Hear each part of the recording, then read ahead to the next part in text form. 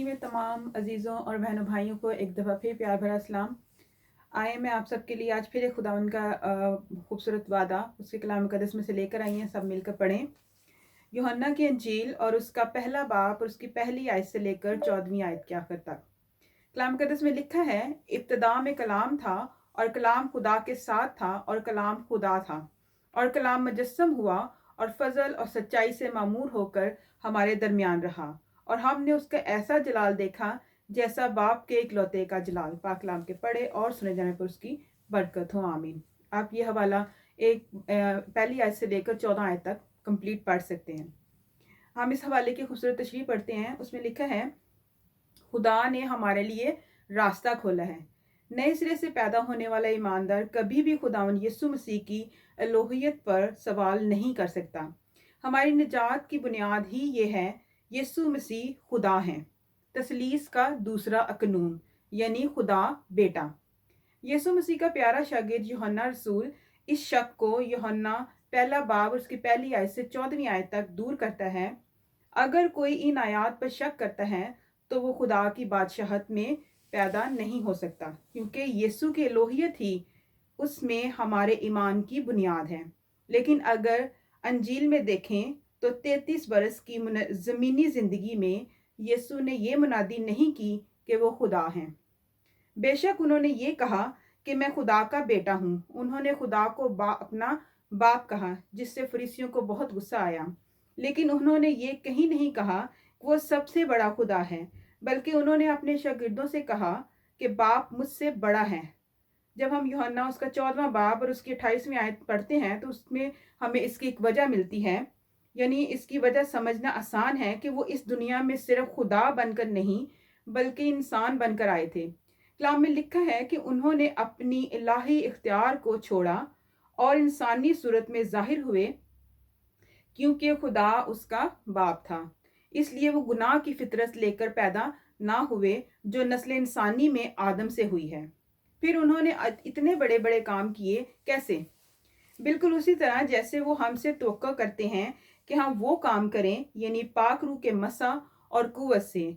आप इसके बारे में अमाल 10 बाब और उसकी 38 आयत में पढ़ सकते हैं, जहां उन्होंने कहा, बाप मुझ में होकर काम करता है। आप इसका क्या मतलब लेते हैं? यीशु का यहाँ बिल्कुल वही मतलब था जो उन्होंने ईमानदारों से भी कहा, जो मुझ पर ईमान रखता है ये काम जो मैं करता हूँ वो भी करेगा। पाक कलाम के पढ़े और सुन जाने पर उसकी बरकत हो। इसका मतलब है कि आप जो नए सिरे से पैदा हुए हैं, होने के बाद खुदा के फर्जंद बन गए और उसी पाक रूह से मामूर हुए जिससे यीशु भी थे, अपनी ज़मीनी ज़िंदगी उसी तरह गुजार सकते हैं जैसे यीशु ने गुजारी। दरअसल यही यीशु भी चाहते हैं। वो हमारे सामने इंसान बनकर चले और हमारे लिए रास्ता खोला। हम सिर्फ उनकी तारीफ ही ना करें बल्कि आज ही उनके पीछे चलना शुरू करें और उनके हुक्मों को मानें, और जो उन्होंने हमें करने के लिए हदायत दी हैं हम उन हदायत पर चलकर अपनी ज़िंदगी को संवारें। खुदा इस कलाम के वसीला से हम सबों को बड़ी बरकत दें। आए हम सब मिलकर दुआ करें। कदूस मेहरबान आसमान ज़मीन के खालिक व मालिक, हम दिल की गहराई से तेरे शुक्रगुजार है खुदावन बाप कि तू इस वक्त हमारे दरमियान में मौजूद है और तू हमें बरकत देने के लिए तैयार है। तेरा शुक्र करते तेरी इस पवित्र हजूरी के लिए खुदावन यीशु हमें बरकत दे, ताकि खुदावन यीशु हम तेरे कलाम से बहकर दूर न चले जाएं बल्कि तेरे हुक्मों को माने और तेरे पाक कलाम के मुताबिक ज़िंदगियाँ गुजार कर तेरे लायक फर्जंद बने, ताकि हम तेरी बादशाहत में दाखिल होने वाले बन सके। खुदावन यीशु हमें कुव्वत, हिम्मत और ताकत, रूह की मामूरी, अक्ल दनाई बख्श, ताकि हम तेरे कलाम के भेदों को जान सकें और ए खुदावन बाप तेरे प्यारे और तेरे नेक और तेरे लायक फर्जंद बन सके। खुदावन यीशु तेरा शुक्र हो, तेरे नाम की तारीफ हो इस खूबसूरत कलाम के लिए जो खुदावन जो हमारे कदमों के लिए चिराग और हमारी राह के लिए रोशनी है, और तूने हमारी ज़िंदगी में बख्श दिया अपने बेटे के वसीला से, ताकि हम तेरे बेटे पर ईमान लाएं और उसके हुक्मों को मानें। तेरा शुक्र हो, तेरा शुक्र हो, तेरा ही शुक्र हो। आए खुदावन बाप मैं तेरी शुक्रगुजार हूँ उन तमाम बहनों के लिए, भाइयों के लिए खुदावन, जिनके लिए हम हर रोज़ दुआ करते हैं खुदावन यीशु। अपनी सारी पर्सनल प्रेयर्स में भी खुदा हम उनको याद करते हैं, उनके लिए तेरे हुज़ूर दरख्वास्तें करते हैं खुदावन यीशु।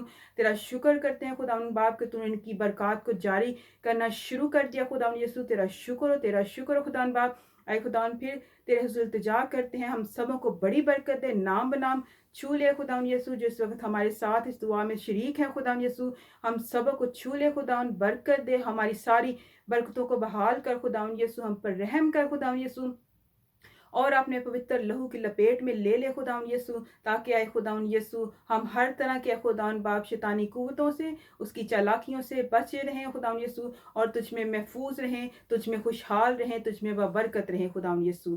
تیرا شکر کرتے ہیں خداوند یسوع، تیرے نام کی تعریف کرتے ہیں اور تجھے دھن کہتے ہیں خداوند یسوع۔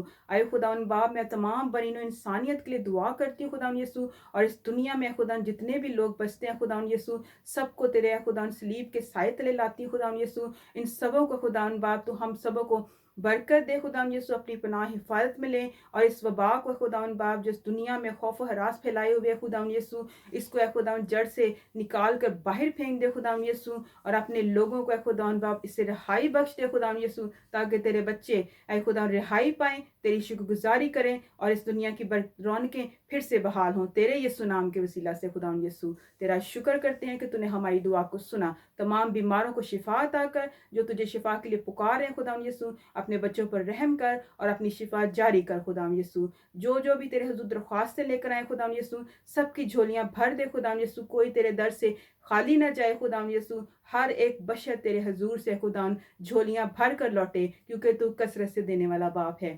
تیرا شکر ہو، تیرے نام کی تعریف ہو، تو نے ہماری دعا کو سنا، یہ سب کچھ مانگ لیا اور پا لیا خداوند یسوع کے نام کے وسیلہ سے، آمین آمین۔